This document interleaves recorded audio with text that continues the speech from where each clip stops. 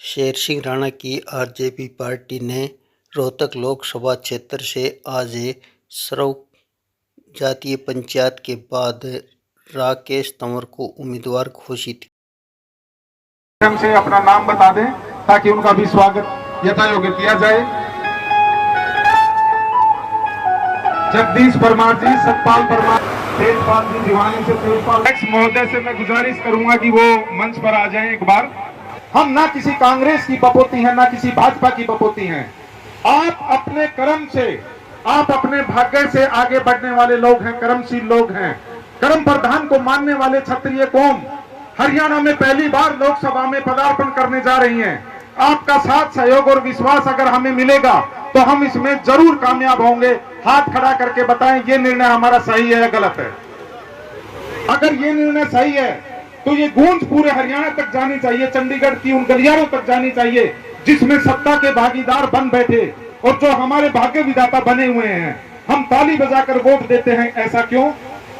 अब हमने ये भी प्रण लिया है कि हम ताली बजाकर वोट नहीं देंगे, हम आंखों में आंख डालकर अपना वोट लेने का अधिकार भी रखते हैं। मैं गुजारिश करता हूं, इस ऐतिहासिक, इस पावन धरती पर जो भी निर्णय ले वो एक इतिहास रचे, ऐसा निर्णय लेकर के यहाँ से उठे।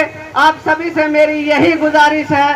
उसके साथ साथ मेरे अंदर एक पीड़ा है।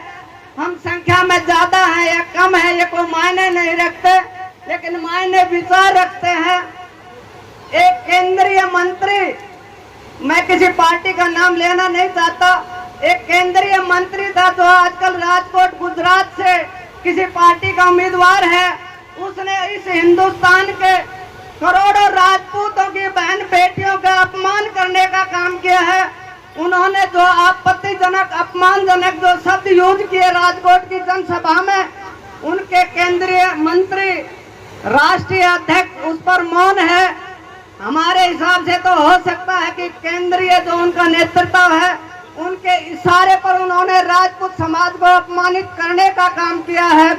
हो सकता है वो अपमान करे, लेकिन ये क्षत्रिय समाज जिस प्रकार से हमारे दिवंगत सुखदेव सिंह गोगामेडी ने राजस्थान की भूमि से उस बंसाली को सबक सिखाया था, इसी तरह से मैं गुजारिश करता हूं गुजरात के क्षत्रिय भाइयों से कि आप उसको भी, उस रूपाली को भी सबक सिखाए।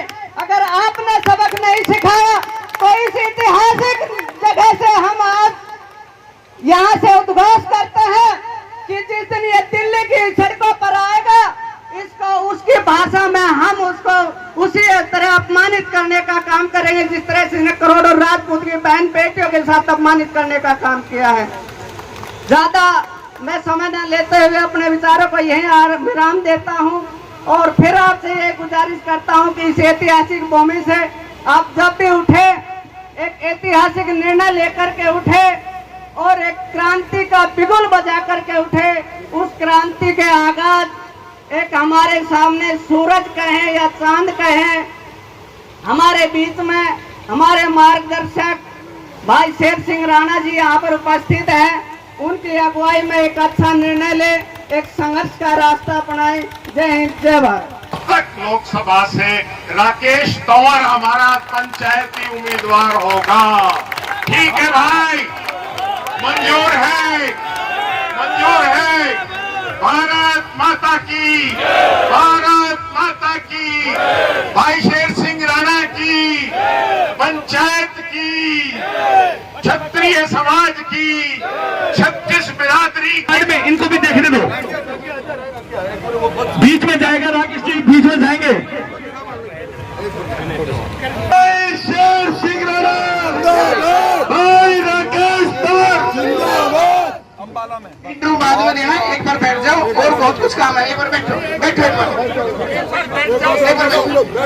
भाई राकेश तंवर, आप संघर्ष करो, हम तुम्हारे साथ हैं। भाई राकेश तंवर, आप संघर्ष करो, हम तुम्हारे साथ हैं। भाई शेर सिंह राणा, राष्ट्रवादी जनलोक पार्टी जिंदाबाद, राष्ट्रवादी जनलोक पार्टी जिंदाबाद। भाई सभी से अनुरोध, एक बार बैठ जाओ। कुलाना गांव की इस पावन धरा के और इस स्थान के अधिष्ठाता पृथ्वीराज चौहान की प्रतिमा के आंगन में हम सब महापंचायत के रूप में इकट्ठे हुए। मैं पृथ्वीराज चौहान के चरणों में शीश रखते हुए पृथ्वीराज चौहान के सभी वंशजों इस महापंचायत में आए दूर दराज से यारे प्यारे 36 बिरादरी के गणमान्य प्रमुख और पंच पटेल, साथ में हमारी मातृशक्ति जो आप इतनी तन्मयता से और इसी गर्मी में और इसी लाम इतनी मातृ है। माननीय अध्यक्ष जी, रुपया मिल जाए आदमी को नहीं मिल रहा। अपन सारे खेतीदार किसान आदमी हैं, फसल कुड़ी खड़ी है, सिरसों कुड़ी खड़ी, गेहूं खड़े खड़े। रुपये मिल जाए आदमी को नहीं मिल रहे, फसल सबकी कुड़ी खड़ी। फिर भी इतनी भारी संख्या में आप इस महापंचायत में अपना कीमती समय छोड़ के पहुंचे। सबसे पहले मैं यहाँ पहुंचे सभी वंदनीय और सम्मानित साथियों का दिल की गहराइयों से वंदन करता हूं, अभिनंदन करता हूं। आज की पंचायत के अध्यक्षता कर रहे हरियाणा राजपूत प्रतिनिधि सभा के अध्यक्ष राव नरेश सिंह चौहान साहब और मेरे जैसे लाखों करोड़ों युवाओं के आदर्श और उच्च प्रेरणा के स्रोत हिंदुस्तान ही नहीं बल्कि पूरे विश्व में प्रतिशोध के प्रतिकार के रूप में जाना जाता है। अपने झंडे और अपने झंडे महाराणा प्रताप जी के रास्ते पर चलने वाले स्वाभिमानी माननीय श्री शेर सिंह राणा साहब, आपका मैं हरियाणा की हमारी इस कुलाना की धरा पर पहुंचने पर आपका स्वागत करता हूं, धन्यवाद करता हूं। माननीय श्री शेर सिंह राणा साहब और आज की इस पूरी महापंचायत ने मुझ पर जो विश्वास दिखाया, पूरी पंचायत ने इसका समर्थन किया। मैं राकेश तौर आपसे वादा करता हूं, मेरी उम्र अभी करीब 42-43 साल है और अगले 30 वर्ष यदि मेरे साथ कोई बड़ी दुर्घटना ना हुई, कोई गोली कांड या एक्सीडेंट ना हुआ, तो जो आज आपने मुझ पर विश्वास जताया है, आपने महापंचायत में करीब 100 गांव की इस पंचायत में मुझ जैसे अनुज बालक पे विश्वास और भरोसा आपने जताया है। मैं मां भवानी की सौगंध करके कहता हूं कि अगले 30 साल तक आपके हक हकूक की लड़ाई लड़ूंगा, आपके इलेक्शन की लड़ाई लड़ूंगा, आपके रोजगार की, चिकित्सा की व्यवस्था की लड़ाई लड़ूंगा। पूर्व वक्ता कह रहे थे कि आपने पिछले 5 साल से चाहे वो पद्मावती फिल्म का आंदोलन हो, चाहे कत्लकांड हो, चाहे दिल्ली का जंतर मंतर वीपी सिंह के उम्र के ऊपर का आंदोलन हो और चाहे राम मंदिर का आंदोलन हो, हमने जेलों में गए, लाठें खाई, मुकदमे दर्ज कराए, सड़कों पे लहू लुहान हुए। ठीक उसी तरह अगले 30 साल भी आपके बीच, आपके साथ सड़क पे सड़क, ताल से ताल मिलाने का कार्य करूंगा। मैं ऐसा नहीं कि ये 2 महीने का चुनाव है और पहले जो प्रत्याशी आए पार्टी ने घोषणा कर दी और चुनाव लड़के धन से, बल से, बाहुबल से, पैसे से, गठन और संगठन से चुनाव लड़के चले गए। हम उनमें से नहीं, हम सामान्य और गरीब परिवारों से हैं, संघर्ष करना जानते हैं। अगले 30 साल तक ना तो ये जगह छोड़ेंगे, ना ये घर छोड़ेंगे और ना आज की महापंचायत में आपने जो एहसान हम पे किया है, आपका वो एहसान आजीवन भर नहीं भूलेंगे। अपने जीवन का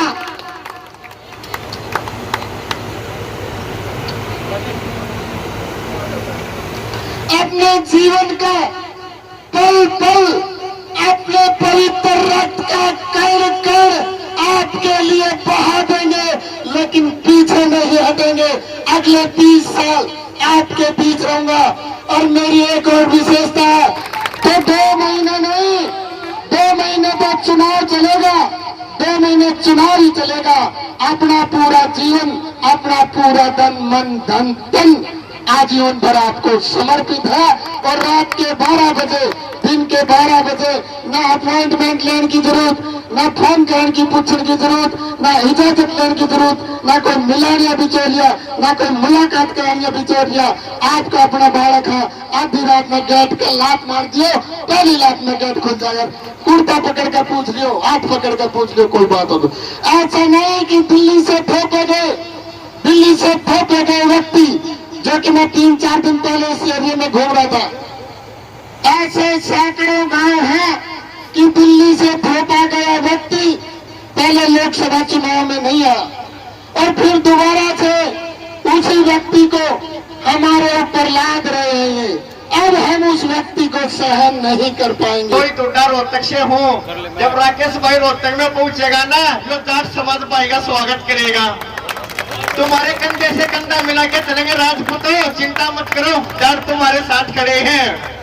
खट्टर की भी बोलती बंद कर देंगे, उठा ने भी कून मरा देंगे, भूपेंद्र ने पप्पू बेटे सरकार ने चलन देंगे। वो गाना नहीं आया था मोदी थारी तोब करे, ये बता दिया मोदी ने तोब वाली है।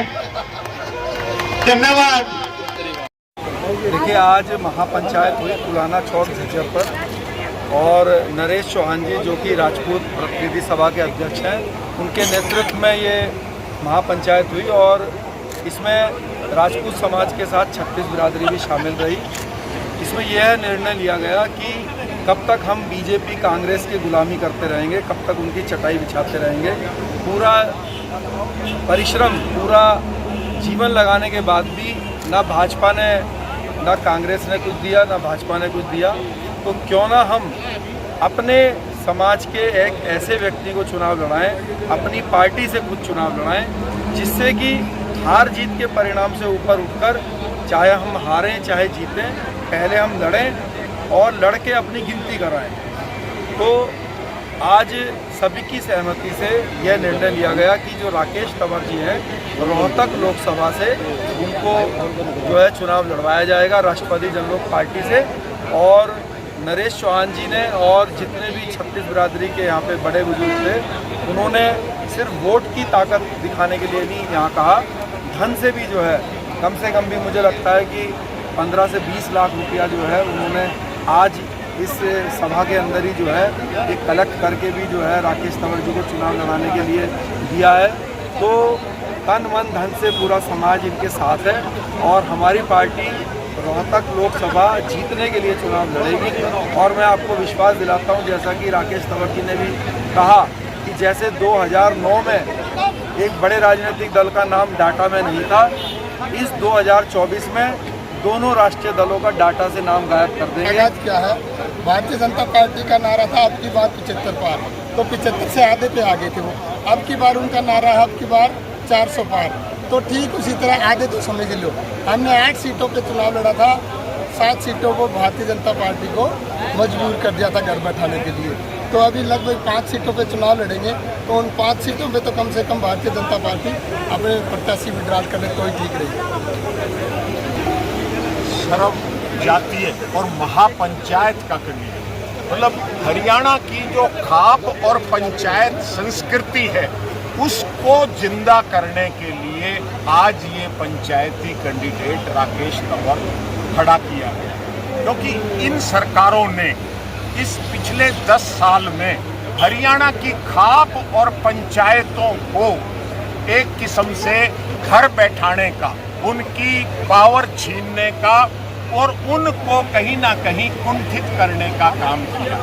हमारा रोहतक लोकसभा क्षेत्र में जो इन्होंने फरवरी 2016 में जाट और नॉन जाट का नैरेटिव देके और खूनी खेल खेला था, खट्टर पंजाबी होते हुए पंजाबियों की सुरक्षा नहीं कर पाया था, लेकिन इन्होंने जाट नॉन जाट के नैरेटिव को वो करा। और अब 2 महीने 4 महीने के लिए, क्योंकि झज्जर में सैनी समाज ने भी वहां कुर्बानी दी थी, उस आंदोलन में मल्लम के रूप में नायब सैनी को इन्होंने मुख्यमंत्री की कुर्सी पर बैठाया है।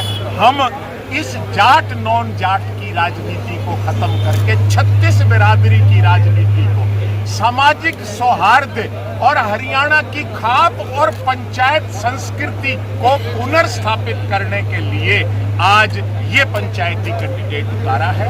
और हमारा नारा भी कि हवा दिल्ली से नहीं चलेगी, हवा हल्के से चलेगी, हवा पूंजीपतियों के द्वारा बनाई हुई नहीं चलेगी, हवा लोकशाही के इस प्रजातंत्र के जो मालिक हैं असली मतदाता, उनके द्वारा जो हवा चलाई जाएगी वो दिल्ली का तख्तो ताज पलटेगी।